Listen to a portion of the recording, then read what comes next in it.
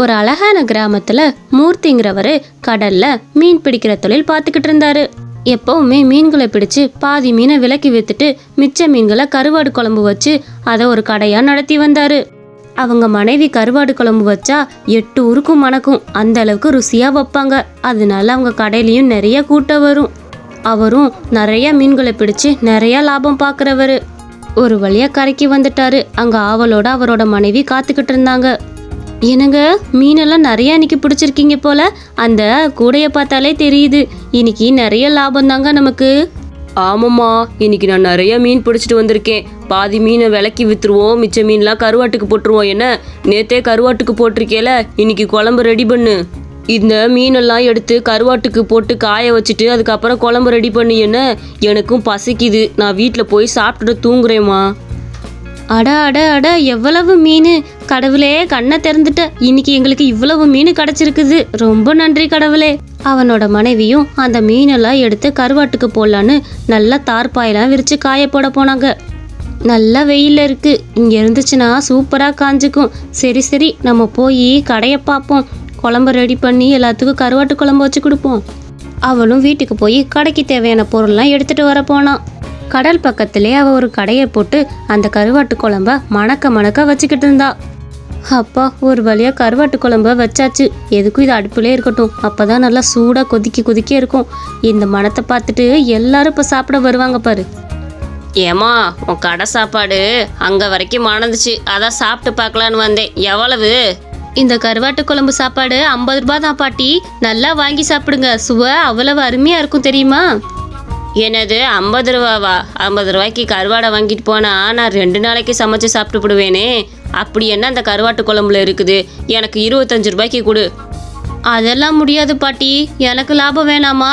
உங்களை வேணும்னா இங்கே வாங்கி சாப்பிட்றவங்க 2 பேர் பின்னாடி தான் இருக்கிறாங்க, அவங்கள்ட்ட கேட்டு பாருங்க. இந்த கருவாட்டு குழம்போட ருசி, இதை சாப்பிட்டீங்கன்னா அடுத்தடுத்து இங்கே தான் வந்து சாப்பிட்ணுன்னு நினைப்பீங்க. ஒரு தட்டு சாப்பாடை வாங்கி சாப்பிட்டு பாருங்க. அந்த அம்மா சொல்றது உண்மைதாம்மா. இந்த கருவாட்டு குழம்பு ருசி சூப்பரா இருக்கும். நீ சாப்பிட்டு பாரு, எவ்வளவு காசு கொடுத்தாலும் குறைஞ்சே போகாது இதோட மதிப்பு. அதனால இதை வாங்கி சாப்பிட்டு பாரு. என்ன, இந்த கடல் சைடு வந்தாலே இந்த அம்மாவோட கருவாட்டு குழம்பு வாசம்தான் மணக்கும். மற்றதெல்லாம் அப்படி ஒன்றும் இருக்காது. நீ வாங்கி சாப்பிட்டு பாருமா. ஏ பாட்டிமா, அவங்க சொல்றதெல்லாம் உண்மைதான். அந்த கருவாட்டு குழம்பு ரொம்ப ருசியா இருக்கும். நீ வாங்கி சாப்பிட்டு பாரு. அதுக்கப்புறம் இந்த கடைக்கு தான் தேடி தேடி வருவ. நல்லா கிராமத்து ருசியில இருக்கும் பார்த்துக்க. அங்கேருந்து 3 பேருமே அந்த கருவாட்டு குழம்ப நல்லா ருசிச்சு சாப்பிட்டாங்க. அவங்களுக்கு அந்த டேஸ்ட்டு ரொம்ப பிடிச்சிருந்தது. பரவாயில்லம்மா, இவங்க ஏதோ பில்டப் கொடுக்குறாங்கன்னு தான் நினச்சேன். உண்மையிலேயே உன் கருவாட்டு குழம்பு ரொம்ப ருசியாக இருக்குது.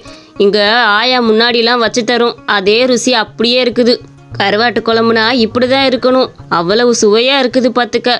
நாளைக்கும் கடை போடுவதானே, நான் நாளைக்கே வந்து சாப்பிடுவேன். என்ன, அப்படி அங்கே இருக்க எல்லாருமே அவளோட கடையில தான் விரும்பி சாப்பிடுவாங்க. ரொம்ப அவளுக்கும் லாபம் கிடச்சிட்டு இருந்தது.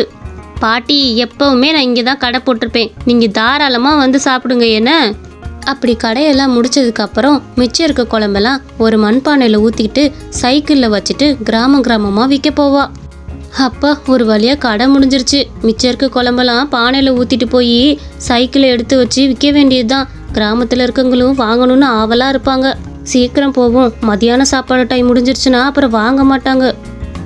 அவளும் வேக வேகமாக அந்த மண்பானையில் அந்த கருவாட்டு குழம்பை எடுத்து வச்சுக்கிட்டு இருந்தா. அக்கா, வாங்க வாங்க, கருவாட்டு குழம்பை கொண்டு வந்துட்டேன். வாங்கி சாப்பிட்றவங்க வாங்க, வேமா தீந்து போயிட போது, சீக்கிரம் வாங்க. ஏக்கா, உங்களுக்காக தான் இவ்வளோ நேரம் காத்துக்கிட்டு இருந்தேன். இன்னும் என் பசங்க சாப்பிடாம இருக்கிறாங்க. சரி, இந்த கருவாட்டு குழம்பு வாங்கியாச்சும் ஊற்றலான்னு பார்த்தா இன்னும் உங்களை ஆளை காணோம். இன்னைக்கு எந்த குழம்பு வைக்கல, அதான் உங்கள்கிட்ட கருவாட்டு குழம்ப ஒரு 50 ரூபாய்க்கு வாங்கிட்டு போகலான்னு வந்தேன். சரிங்கக்கா, கருவாட்டு குழம்பு ஊற்றுங்க. இன்னைக்கு கடையில் ரொம்ப கூட்டமாக இருந்துச்சுக்கா, அதனால தான் வர லேட் ஆயிடுச்சு. இனிமேல் சீக்கிரம் வந்துடுறேன். என்ன, இருங்க ஊத்துறேன். குட்டீஸ்க்கு 2 பேத்துக்குமே இன்னைக்கு கருவாடு நிறையா போட்டு தரேன். என்ன, அவங்க நல்லா சாப்பிடட்டும். எல்லார்கிட்டையும் கருவாடு குழம்பு விற்றுட்டு வீட்டுக்கு கிளம்புனான். வாமா, கருவாடு காலையெல்லாம் நல்லா போச்சா? உன்னை தான் எதிர்பார்த்துட்டு இருந்தேன், இப்போதான் தூங்கி எந்திரிச்சேம்மா. ஏங்க, அதெல்லாம் கருவாட்டு கடை ரொம்ப அருமையாக போச்சு. இன்னைக்கு நிறைய கூட்டம் தெரியுமா? சைக்கிள் எடுத்துகிட்டு போகவே லேட் ஆயிடுச்சு. நல்ல வேலையாக போச்சு, ஒரு வழியாக எல்லா குழம்பையும் விற்றுட்டு வந்துட்டேங்க. சரிம்மா, நான் உங்ககிட்ட ஒரு விஷயம் பேசணும்னு வந்தேன். இன்னைக்கு என்னோட பாலிய ஸ்நேகிதனை பார்த்தேம்மா. அவன் என்ன சொன்னா தெரியுமா? என்னப்பா பார்த்து உனைய ரொம்ப நாள் ஆன மாதிரி இருக்குது. எப்படி இருக்கிற? கடை எப்படி போகுது? கடைக்கெல்லாம் என்னப்பா சூப்பராக போய்கிட்டு இருக்குது. என் மனைவி கைப்பக்குவம் அப்படி. அவள் கைப்பக்குவத்தினால தான் என் கடை அருமையாக போயிட்டு இருக்குது. எல்லாருமே என் கடைக்கு தான் வந்து சாப்பிடுவாங்க தெரியுமா. சூப்பராக இருக்கும். எனக்கு தெரியும். நான் நேற்று கூட உன்னோட மனைவி கடையில் போய் கருவாட்டு குழம்பு வாங்கி சாப்பிட்டேன்ப்பா. ஆனால் அது அவ்வளோ கலராகவே இல்லையே. அதுக்கு பக்கத்து கடையில் ஒரு அம்மா போட்டிருந்தாங்க, நல்லா திக்காக கலராக இருந்தது. ஆனால் உன் மனைவி கடையில் அந்த அளவுக்கு கலரே கிடையாது. அதனால் அதை சாப்பிட்ற ஆசையே வரமாட்டேங்குதுப்பா. நீயும் ஏதாவது பண்ணி கலரை கொண்டு வர வேண்டியதானே? கலருக்கு போய் நாங்கள் என்னப்பா பண்ண முடியும்? வர்ற குழம்பு வரட்டும், என் மனைவி எப்படி செய்யணுமோ செய்யட்டும். கலரை போய் நான் எப்படி கொண்டு வர முடியும்? ஏன்பா நீ இன்னும் அந்த காலத்திலே இருக்கிறியா? அதுக்கு தான் கலர் பொடின்னு ஒன்று கொண்டு வந்திருக்கிறாங்கல்ல, அதை தூக்கி அந்த குழம்புல போட்டால் நல்லா கலராக இருக்க போகுது. நல்லா சிகப்பாக இருந்துச்சுன்னா சாப்பிட்றவங்களுக்கு இன்னும் சாப்பிடணும்னு தோணுப்பா. அதுக்கு தான் சொன்னேன், கலர் பொடியை வாங்கி கொட்டி விடு குழம்புல. அப்போ தான் நல்லா சிகப்பாக வரும், சாப்பிட்றவங்களும் நிறைய சாப்பிடுவாங்க. சரிப்பா, அப்போ நான் நாளைக்கு குழம்புல அந்த கலர் பொடியை கலக்கிற என்ன, அந்த கலர் திக்காக வந்துச்சுன்னா எல்லாரும் என் கடைக்கு இன்னும் வருவாங்கல்ல. அதுக்கு தாம்மா சொல்கிறேன், கலர் பொடியை வாங்கி நம்ம குழம்புல கலக்கலாம். அப்படின்னா தான் குழம்பு நல்லா கலராக இருக்கும், சாப்பிட்றவங்களுக்கும் அதை நல்லா சாப்பிடணும்னு தோணும். என்னங்க, உங்களுக்கு என்ன பைத்தியம் பிடிச்சிருச்சா? மற்றவங்க சொன்னால் சொல்லிட்டு போட்டுங்க. அந்த கலர் பொடியில் எவ்வளவு கெடுதி இருக்கு தெரியுமா? அது சாப்பிட்டா வயிற்றுல கேன்சர்லாம் உண்டாகுமா. இத்தனை நாள் எல்லாரும் நம்மளை நம்பி தானங்க வாங்கி சாப்பிட்ருப்பாங்க. அந்த சாப்பாடில் நம்மளே விஷத்தை கலந்து கொடுக்குற மாதிரி இல்லை. தயவு செஞ்சு இந்த யோசனையை இதோட விட்டுருங்க. இனிமேல் அந்த கலர் பொடியெலாம் கலக்கிறேன்னு சொல்லாதீங்க. நம்ம குழம்பு இப்போவே ருசியாக இருக்குது, இப்போவே நல்லா தான் ஓடுது. இனிமேல் அதை பற்றி பேச வேணாம் அப்படின்னு சொல்லிட்டு கோவமாக அவன் அந்த இடத்த விட்டு கிளம்பிட்டா. வழக்கம் போல் கடையை போடலான்னு போயிட்டா. அப்பா, ஒரு வழியாக கருவாடு குழம்பு வெந்துருச்சு. நம்ம போய் கருவாடை பார்த்துட்டு வருவோம். முந்தா நாள் காய போட்டது இன்ன வரைக்கும் எப்படி இருக்குன்னு பார்க்க போல. போய் அதை பார்த்துட்டு வருவோம். அவளும் அந்த காய போட்ட கருவாடெல்லாம் போய் பார்த்துட்டு வரலான்னு கிளம்புனான். அவள் அந்த சைடு போனதுமே அவளோட கணவன் வந்துட்டாரு. எப்படியாச்சும் அதில் கலர் பொடியை கலந்துடணும்னு நினச்சாரு. இதுதான் சரியான நேரம். அவளும் இல்லை. இந்த நேரம் பார்த்து இந்த குழம்புல கலர் பொடியை கலந்து விட்டு போயிட வேண்டியதான். நமக்கு லாபம்தான் முக்கியம். மக்களோட உயிர் எப்படி இருந்தால் நமக்கு என்ன? நம்ம லாபத்தை பார்த்தா போதும். யாரும் பார்க்காத நேரம் பார்த்து கலந்து விட்டு ஓடிட வேண்டியதுதான். வேகமாக அந்த கலர் பவுடரை எடுத்துட்டு அந்த குழம்புல கலந்துக்கிட்டு இருந்தான். அட இப்போ இந்த குழம்ப பாருங்க எவ்வளவு திக்கா இருக்குன்னு. நல்ல சிகப்பாகவும் இருக்கு. இப்போ இந்த சாப்பாடை போட்டு எனக்கே சாப்பிடணும் போல ஆசையா இருக்கு. ஆனால் நான் சாப்பிட மாட்டேன். இதை மற்றவங்க சாப்பிட்டா சாப்பிட்டு போட்டும், நம்ம குழந்தைகளுக்கோ நமக்கோ யாருமே இதை சாப்பிடவே விடக்கூடாது. அப்பா, ஒரு வழியே எல்லா கருவாடும் காஞ்சிருச்சு. இனி காலையில் இதை எடுத்துக்க வேண்டியது தான். சரி, போய் கடையை பார்ப்போம். அவனோட மனைவியும் அந்த கருவாட்டு கடையை பார்க்கலான்ட்டு வந்தா. வந்துட்டியாமா? நான் சும்மா கருவாட்டு கடையை பார்த்துட்டு போகலான்னு வந்தேன். சரி நீ வியாபாரத்தை பாரு, நான் கிளம்பட்டா? அட, இந்த குழம்பு எப்படி இவ்வளோ சிகப்பாச்சு? நான் நல்லா தானே வச்சுட்டு போனேன். இவ்வளவு சிகப்பா எப்படி ஆயிருக்கும்? அப்படி அவ யோசிச்சுக்கிட்டு இருக்கும் போதே அந்த உணவு செக்கப் பண்ணுற அதிகாரி வந்துட்டாரு.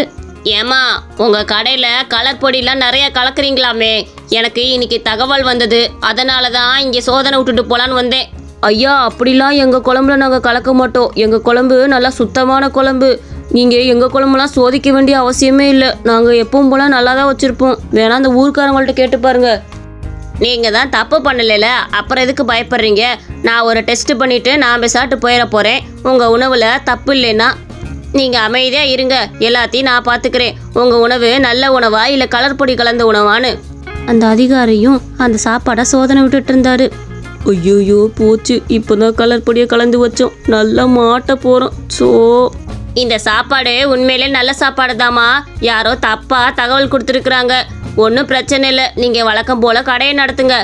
இந்த தகவலை கொடுத்தது அந்த மொன வீட்டில் இருக்காருல்ல, அவர் தான் கொடுத்தாரு. அவர் கூட உங்ககிட்ட நல்லா பேசுவாராம்ல. உங்களோட சகோதரர் தானாம்மா அவர். இந்த காலத்தில் சகோதரர் கூட நல்லா கம்ப்ளைண்ட் கொடுக்குறாங்க போல. சரி பார்த்து இருந்துக்கங்க இனிமேலாச்சும். நான் கிளம்புறேன். அந்த அதிகாரியும் எதுவுமே அந்த சாப்பாடில் கலக்கலைன்னு கிளம்பிட்டாரு. அவனுக்கு ஒரே ஆச்சரியமா இருந்தது. அடு, எப்படி நம்ம தான் கலர் பொடியை கலந்து தானே வச்சோம். எப்படி அவர் பார்த்துட்டு எதுவுமே கலக்கலைன்னு சொல்லிட்டு போறாரு? ஆச்சரியமா இருக்கு. என்னங்க, ரொம்ப ஆச்சரியப்படாதீங்க. எப்படி நீங்கள் கலர் பொடியை கலந்ததை அவர் கண்டுபிடிக்கலன்னு தானே யோசிச்சுக்கிட்டு இருக்கீங்க. நான் எவ்வளோ சொல்லியும் கேட்காம அந்த கலர் பொடியை வாங்கிட்டு வந்து இவர் இங்கே வச்சிருக்காரு. இங்கே வச்சா இவர் கண்டிப்பாக இதை எடுத்துக்கொண்டு போய் நாளைக்கு அந்த குழம்புல போட்டுருவாரு. நம்ம இதை எடுத்துட்டு மிளகா பொடியை இங்கே வச்சிட வேண்டியதுதான். அதுவும் இந்த காஷ்மீர் மிளகாத்தூளை வச்சா அதுவும் ஒரே கலரில் இருக்கும், கண்டே பிடிக்க முடியாது. நாளைக்கு வச்சுக்கிறேன் அவரை. அந்த கலர் பொடியை எடுத்துட்டு அந்த மிளகாத்தூளை அவள் மாற்றி வச்சுட்டா. அவளோட கணவனுக்கு அவள் உண்மையே சொல்லிக்கிட்டு இருந்தா. அப்படியாம்மா, நல்ல காரியம் பண்ண. நல்ல வேளை அந்த கலர் பொடியை மட்டும் நம்ம கொட்டியிருந்தோம்னா இந்நேரம் நம்ம கடையை எடுத்துட்டு ஸ்டேஷனில் தான் உட்காந்துருந்துருப்போம். இதுக்கு தாங்க நான் சொல்கிறேன், நம்ம கடையை கெடுக்கணும்னே நிறைய பேர் அலையிறாங்க. நம்ம கூட இருக்கவங்களே குழி தொடணும்னு நினைக்கிறாங்க. உங்களோட ஃப்ரெண்டு ரொம்ப நல்லவர் தானே, அவர் தானே நம்ம குழம்புல கலர் இல்லைன்னு சொன்னது.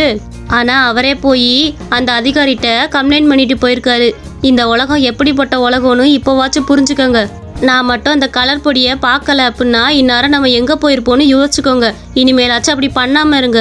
மன்னிச்சிருமா, இனிமேல் எக்காரணத்தை கொண்டும் அந்த மாதிரி வேலையை நான் பார்க்கவே மாட்டேன். நம்ம மக்களுக்கு நல்ல சாப்பாடை கொடுப்போம், அதுதான் நமக்கும் நல்லது, மக்களுக்கும் நல்லது. அதுலேருந்து அந்த சாப்பாடில் எந்தவித கலப்படமும் இல்லாமல் மக்களுக்கு ரொம்ப சுவையோடு கொடுத்துக்கிட்டு இருந்தாங்க.